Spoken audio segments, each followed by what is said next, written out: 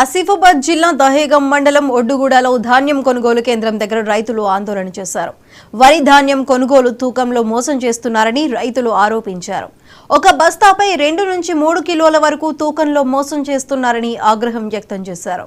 ధాన్యం కొనుగోలు తూకంలో మోసాన్ని అరికట్టాలని రైతులు డిమాండ్ చేశారు.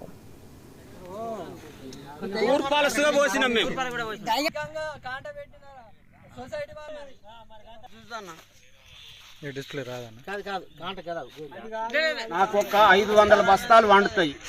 ఇక్కడ నైట్ 12కి అమలు వచ్చిండు. మా కాక వాళ్ళ యొక్క 500 బస్తాలు దోకిన తర్వాత నాకు వడ్ల కుప్ప కాడికి వచ్చిండు.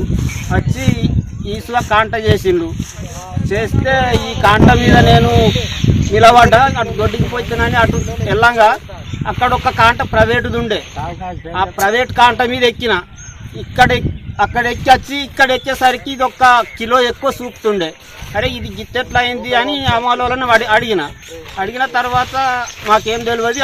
వాళ్ళకే ఎరక ఆఫీసర్లకు పక్కన్నకు నారన్నకు అని అన్నారు. ఇప్పుడు 3 కిలోల వడ్లు తూర్పాల పోసినాక కటింగ్ అన్నలు నిన్న వచ్చి ఇప్పుడు ఆ యొక్క 3 కిలోలు ఈ సంచికి 1 కిలో కటింగ్ సంచికి 1 కిలో పెచ్చుపెట్టి తోకిండు.